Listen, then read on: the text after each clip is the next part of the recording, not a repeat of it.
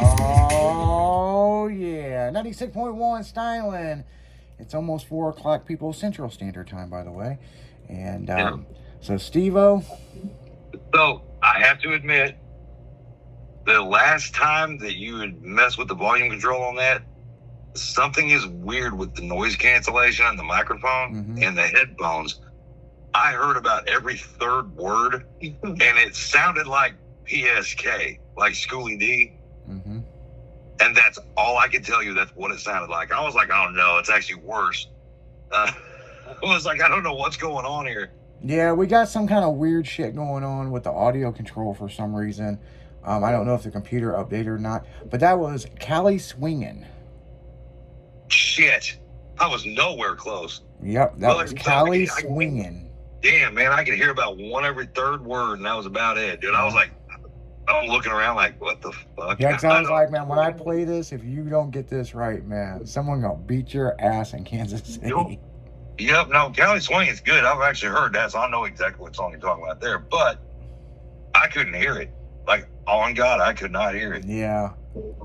Yeah, it's interesting. And we've been having, we didn't have this issue this morning with the headphones, but now we're having this weird issue, and I don't know exactly what the story with it is, but we're gonna have to figure it out, but on that note, here's some fun stuff. What year did Cali Swingin' come out? Wait, you talking about that song, or you talking about the videos? Cali Swingin' in general, what year did it come out?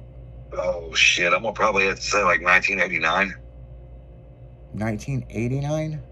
That's what I said, yeah. 1997. Damn, it didn't come out to the 90s? Yep. 97 is when Cali Swingin' came out. What fucking Lowrider videos were out before that? Because I know there was stuff I was watching when I was a sophomore in high school. I think Lowrider Magazine. Yeah, I think it was some Lowrider Magazine stuff. Cali Swingin' come out in 97, but here's the but.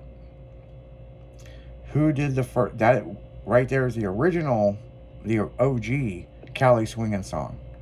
Right. Who did the original Cali Swingin' song? Oh shit. I'm thinking way back. Hold on. I've known this forever. Damn, I haven't. See, I was watching the Lowrider Magazine videos, and OG Rider. That was another one I used to watch. OG Rider, and then Truthra or whatever it was. Yeah, Truca. Yeah, Truca. Yeah. Truca. Watched a lot of those. We used to carry those at the shop. So that goes way back before Cali Swingin'. Cali Swingin'. It was one of the guys from Cali Swingin'. It was one of the guys from Truthra that started Cali Swingin'. Okay, so. What you heard every other word because the fucking headphones are fucked up for some reason. Right. The original Cali Swingin' song is Afro Man. No shit. Yep, that's the reason why Afro Man did that whole big thing not too long ago. Cali Swingin'. Oh yeah, well I mean he did that in the liquor store video. Yep. So the one big thing is that is the OG cut that I played, and I was waiting for it to come up. Cali Swingin', and the original version didn't have that. The second version had, Cali Swingin', that. Right. So yeah. So there's a little history, lowrider history for you guys right there, but it don't matter if you're on hydraulics or not, man. Everybody knows what Cali Swingin' is. And yes, so, absolutely. And that's another thing, it's kind of like this, when we were talking earlier today about bringing in a new afternoon show, right? Yeah. Cali swinging wasn't one of my questions. Oh, really? The other question that I had,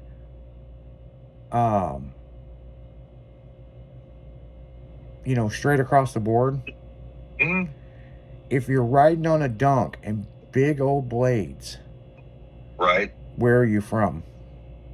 It would be anywhere nowadays, but Florida. Yeah, but it's a national chant. Riding on the dunk and the big old blades, it's... Oh shit. Now, see, this is where I get to drop the ball on this one. Yeah. Riding in the dog with the big old blade. Oh shit. I guess I'm gonna have to pull it up for you. Hold on. Yep. You can't hear it. Let's see if we can hear this one.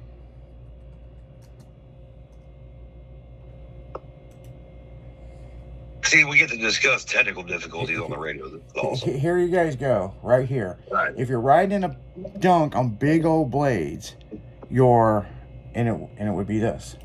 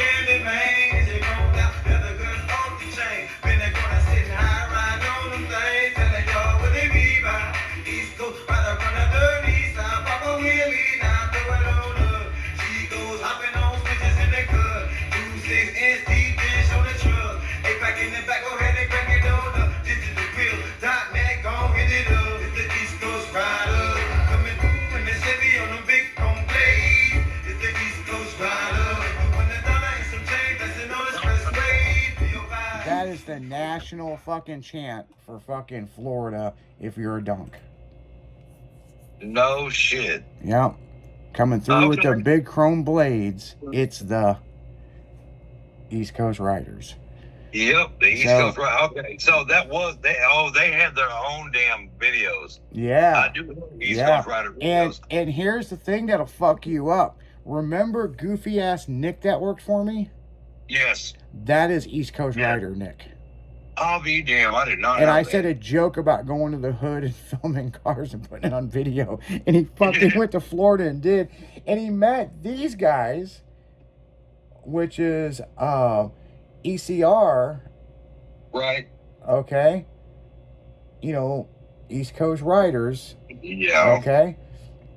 And the guy in Too Fast, Too Furious, when they were in Little Haiti and they come by and they went between and he was walking across the road, that is the guy singing fucking East Coast Riders.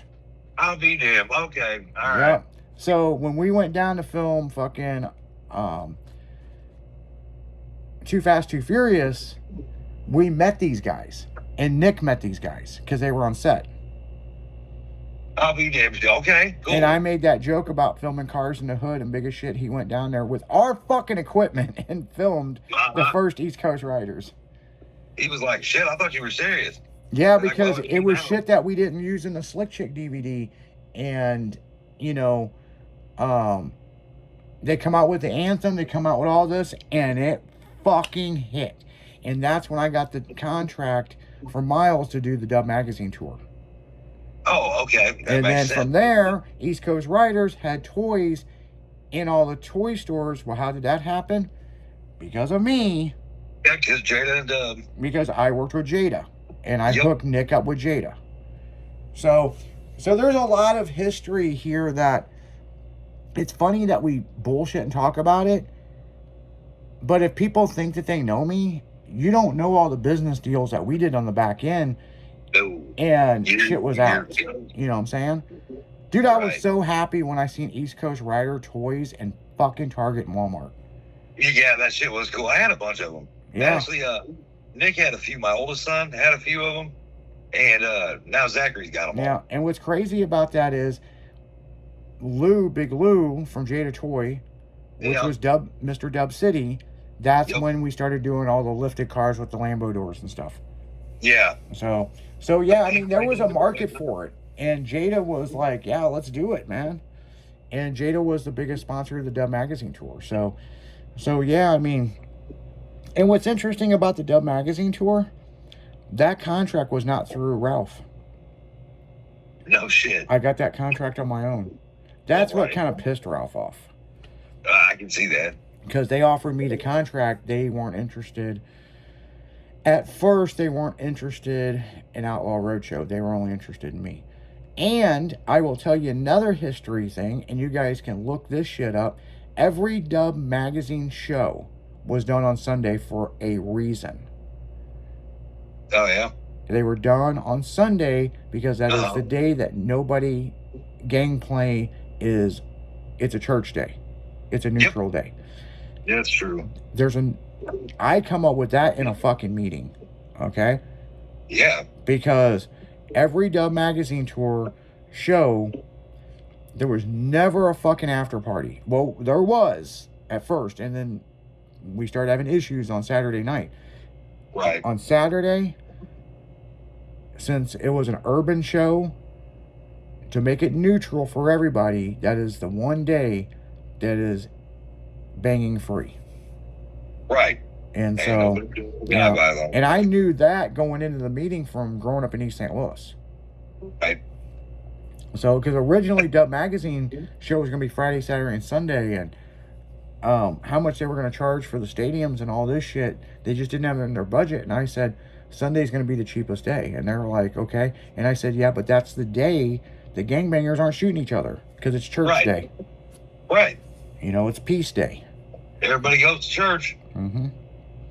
So, and it worked out well. I mean, hell, we knew Track Boys and Ebony Eyes and Nelly and the St. Lunatics, and that was, you know, and then we got Ludacris, and we got Ludacris through Ralph because Ralph had him at a show, and Yin Yang Twins and all that. So, it's just doing business with different people over the years, and that we were able to be very successful with the Dub Magazine tour, you know? Oh, absolutely. And so everyone's wanting to call in those favors. Yeah. So yeah, I mean, you know, from there, I also did a bunch of stuff with Hot Import Nights, you know? I didn't do all of Hot Import Nights. I mean, I filled in for a guy that mysteriously died for some fucking weird reason.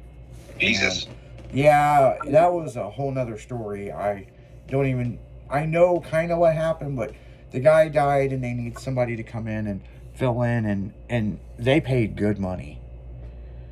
And I helped them out for a year. So it was cool. I mean, it was cool. So, the Chicago show would have never fucking happened if we didn't step in. And so, I remember that. You know, people want to talk shit and all this other stuff, but man, they ain't walked a mile in my shoes. No. You know, a lot of networking, brother. We're watching you closely, bitch. You better get some fucking binoculars because you ain't bird watching shit. Right. Yeah. You're late to the party. Beyond late to the party. Like 30 years late. You don't know what the fuck's going on. Not even close. You know. Man. Fuck around and catch a stalking charge is what you're gonna get. Like, and you're gonna be on paper again. You'll be all right. Yeah, it's definitely you know, it's not a catch and release state, man. I mean, you know, that's funny. That's some funny shit, you know. But you know, hey, so that's a little bit of history of you know, we did work with Cali Swinging a little bit, you know. There was another guy making lowrider videos, and man, I cannot think of his name. And boy, we sent him a ton of fucking footage that we had. And he was buying it up right and left. And I cannot think of his fucking name. It wasn't Cali Boy, was it? You know, maybe. Car broker? He had a lot of videos on MySpace. That might have been Cali Boy, dude. Did he end up? Is it the same fucking guy that ended up selling a bunch of cars for people, like doing a broker shit? Yeah. It was Cali Boy. It was Cali Boy? Okay. Yep.